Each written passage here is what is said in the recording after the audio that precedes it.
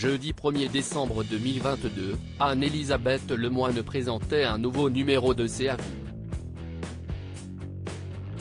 Dans ce dernier, la journaliste recevait Kev Adams. Et évidemment, le décès de Mylène Demongeot a été abordé avec l'humoriste, qui venait de partager l'affiche avec elle pour Maison de retraite.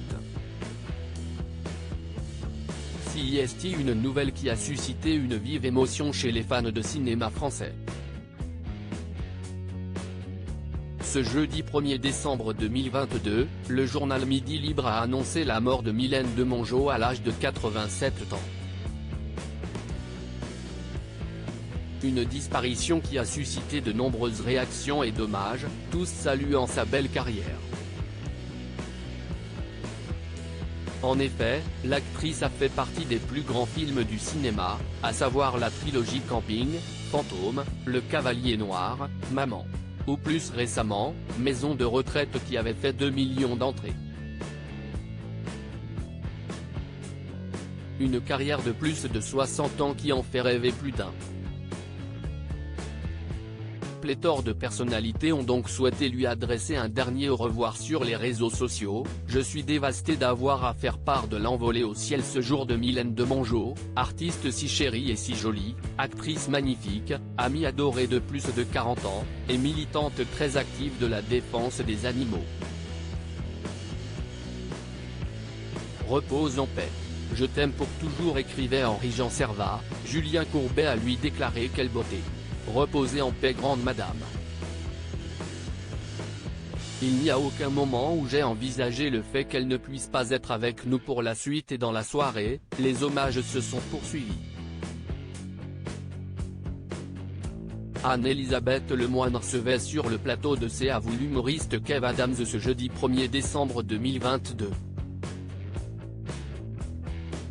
La disparition de Mylène Demongeot a évidemment été abordée puisque Kev Adams venait tout juste de partager l'affiche avec elle dans Maison de retraite, sortie en février 2022, ça m'a assommé.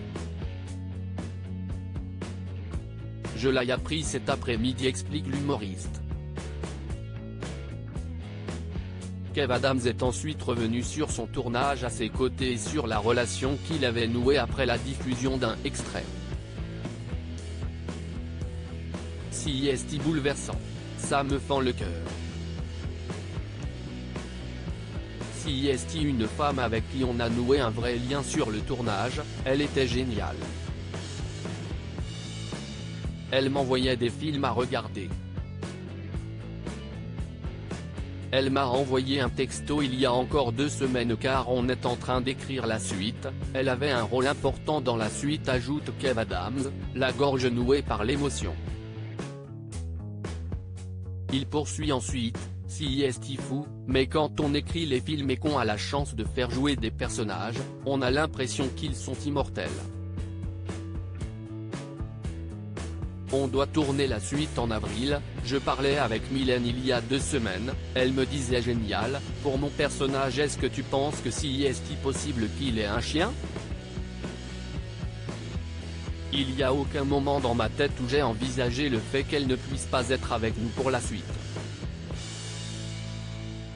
Ça m'a cassé en deux. On va lui rendre un bel hommage dans le film. Des mots touchants.